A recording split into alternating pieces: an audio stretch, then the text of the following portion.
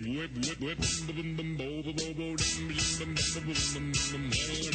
fascinating use for computers is in the area of art and entertainment. We're here at Creative Engineering to find out how this computer-oriented company really works. That's right, Neil. And my boss, Aaron Fechter, has agreed to take us on tour.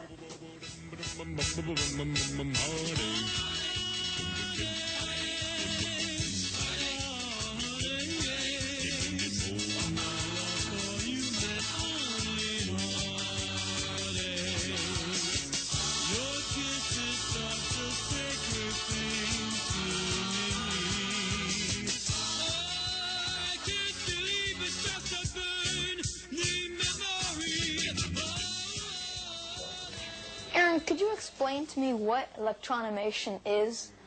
Well, electronimation is our code word for the process of joining mechanics, electronics, art, and music in the form of an art product that we call electronimation. That's the animated characters singing and performing and dancing. And this is David Thomas, our staff artist, doing some finishing touches on Fats Geronimo, our gorilla who performs in the Rock-afire Explosion show. This is actually where the concept of an electron-animated character begins. And from here, the character goes into sculpting. Here's a character that's been sculpted, molded, and formed out of latex rubber. This is just his face. This particular mask is just a piece of rubber at this point. It will become a character when it's fit with mechanical devices, eyes, ears, nose, and body later. Aaron, could you tell me, what's this steel skeleton? This is the mechanical mainframe for a gorilla. As you can see, he's got arms. They go left and right and up and down. That's because he plays a keyboard. Okay. This arm goes left and right and up and down so that he can play right hand and left hand. He's got a head assembly here. It's completely hinged. He can tilt it left and right, back and forth. This is the lever that moves the mouth. Now, all these parts are made out of steel or aluminum, and they're made on machines. The machines that these are made on, some of them are computerized, which means the computer actually controls the way these parts are made. When the parts are finally made and they're assembled into this particular character, like this gorilla here, and he's ready for programming, a computer actually does the programming, so that the controls and the decisions as to when to move left and right and up and down are doled out by the computer itself. The cylinders, which carry the air pressure from the main air compressor, get it through these hoses here. And these hoses get the air from valves, which are controlled by the computer. As you can see, there's air cylinders here that move it left and right. The stroke of the cylinder is the device that actually moves it. Here's the cylinder that moves its head up and down. The ones back here are the ones that tilt it left and right. And the computer is making the decisions all the time as to what signals to send where. The computers are pretty standard no matter what character we're building, so they can just build the same computers practically. But the artists, meanwhile, in the art department have to start preparing the fur parts and the other art components like the masks and so forth, while the mechanical department is building the structure, the metal, the aluminum, and the hinges and the cylinders. It's important for us to make sure that the parts are of an absolute standard quality, because parts need to be interchangeable so that, say, one leg of one animal fits on another animal just as well. We have 8 different kinds of animals, like the bears, the dogs, the foxes, and the birds. There's 8 different kinds, but at any one time we may have as many as 50 to 100 characters in production. On stage right, we have the Rolf and Earl show. Rolf and Earl are a couple of comedians. Rolf is the big wolf, and Earl is the little puppet. Hey, let's get serious for a moment, shall we, Earl? Sure, Rolf. What you want? Earl, I'm going out on my own. What? You mean you're gonna split up the act? That's right, Earl. It's time we went our separate ways. You promise, Rolf? I'm serious this time, Earl. I'm going to leave you. But, Rolf, you can't leave me. I've given you the best years of my life. You were nothing before you found me. That's right. But now I'm a big star, and I don't need you anymore. Have you lost your mind? Why? Have you found one? Yeah, and I know it was yours because I found it at the library. Oh, why, thank you, Earl, for that compliment. Yeah, they was using it as a doorstop. Hit the symbol, Rolf.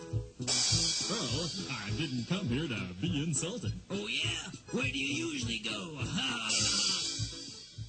This is Kathy Norman. Kathy, could you tell me where we are right now? Okay, right now you're in the programming room. Programming room. This is the computer board. Right, you have your basic programming buttons. We have 5, but we only got 4 because we're not real good at it yet. Okay, this is the computer controls the tapes and the channels that you're on. Right now we're on 7, which is the basic arms. So you get the drums right on the do. That's your down.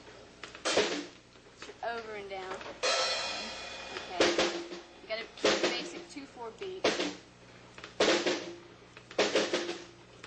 which is real hard. It's real hard to get to do. Okay. But you have to listen to the drum beat. Hit the drums right on the key that the drummer has hit them in the songs that you're playing.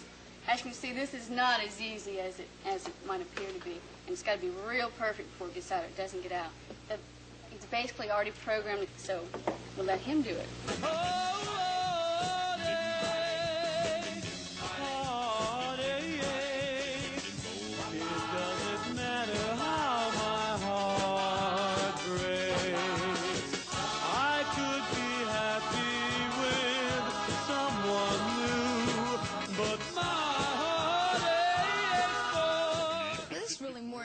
Than I thought. It seems that you've used so many different types of computers and signals and all. Could you tell me what your philosophy is on computers in the future? Well, in the future, of course, everybody knows there'll be computers in every phase of life. And my personal belief is that that's good. It's very good.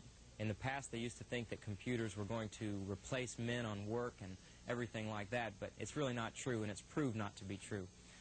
Computers aid men in their work, they aid men in their development and the evolution of mankind, and in fact, the more computers there are helping do work, the less expensive the parts are that are made. For instance, in our bears, the computer-made parts are a lot cheaper than the parts we make by hand. And what that eventually means for man is that if more and more parts were made by computers, like radios and TVs, and even when homes are built by robots that are controlled by computers, that the price of these things will go down so much that there'll be a reverse inflationary trend, which means that prices come down instead of going up year by year by year. And that'll be good for everybody. You was just joking about leaving me. Once you're off, Don't worry, Earl. I'll keep you on hand for a while longer. all right. The whole world's going crazy. And that ain't no reason for fuss. It ain't no fun unless you're crazy. 'Cause no one's as crazy as... No one's as crazy as... No one's as crazy as... The Wrong Solution! Featuring Ralph the Wolf. Idle sidekick. Earl's Merle. And a new Rolf. Okay. Okay. Okay. Okay. Okay. Okay.